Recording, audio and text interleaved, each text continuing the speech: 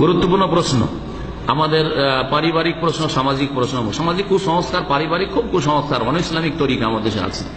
বাপ মাকে এক ভাই বলছেন যে আমি টাকা পয়সা তাদের খরচ খরচা দিই, কিন্তু তারা দাবি করে, বাপ মা দাবি করে যে সব টাকা তুই দে।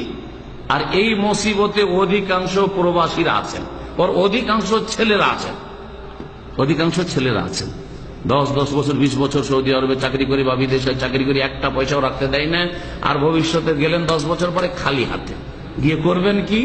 আপনার টাকা দিয়ে আপনার বাপ মা জুলুম অত্যাচার করে সব ভাইকে সমান করে ভাগ বন্টন করে দিল। এর চেয়ে বড় জুলুম কি করে হইতে পারে? জুলুম, জুলুম। বড় ছেলে দিতে দিতে মরে গেল সারা জীবন, আর ছোট ভাইটা বিয়ে করে সাথে সাথে আলাদা হয়ে গেল, একটা ইনকাম সংসারে দিল না। বড় জুলুম অত্যাচার। সুতরাং এই ক্ষেত্রে আল্লাহকে ভয় করা উচিত। এইরকম বাপ মাদেরকে তাদের অজ্ঞতার কারণে করছে, অথবা তাদের কুপ্রবৃত্তির অনুসরণে করছে। হয় জানে তারপরে মানবে না, কুপ্রবৃত্তির অনুসরণ, মাসলা জানে, অথবা মাসলা জানে না, অজ্ঞতার কারণে এইরকম ছেলেদের উপর জুলুম অত্যাচার। মেয়েদের উপর পারে না, কারণ মেয়েদেরকে তো উল্টা যৌতুক দিয়ে বিদায় করতে হয়, আর তারপরে যখন তখন দান দক্ষিণে দিতে হয়। আর মেয়েরা যদি চাকরি করে তারপরে ওর চাকরির টাকা ওই স্বামীর ঘরে যায়। মেয়ে টাকা পয়সার উপরে লোভ দেখাইতে পারে না, কিন্তু ছেলের উপরে বেশি জুলুম চালে আমাদের দেশের বাপেরা মায়েরা। আল্লাহ পাক ওদেরকে হেদায়েত দান করেন, জানে না মাসলা, অথবা বললাম যে কুপ্রবৃত্তির অনুসরণ, হাওয়া পরাস্তি বলা যেতে পারে। সেজন্য যেটা ফরজ সেটা শোনেন, ছেলের জন্য অথবা মেয়েদের জন্য।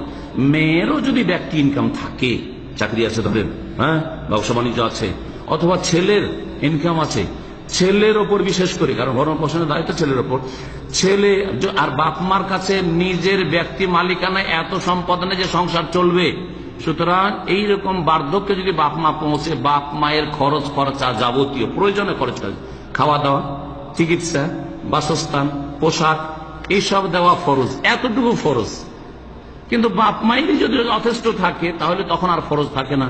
মাঝে মধ্যে কিছু দিলেন খুশি করার জন্য, রাজি করার জন্য, এতটাই যথেষ্ট, এর বেশি কিছু ফরজ নয়। আর বাকি সব টাকায় বাপ মা নিয়ে নেবেন, নিলে আমানত।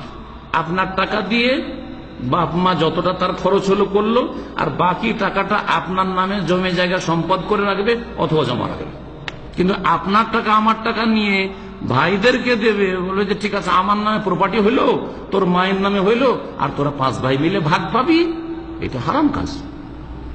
তাহলে ওদের কাছ থেকে, আমার কাছ থেকে 10 বছর ইনকাম নিলে ওই বাকি ভাইগুলোর কাছে 10 বছর ইনকাম নিতে হবে।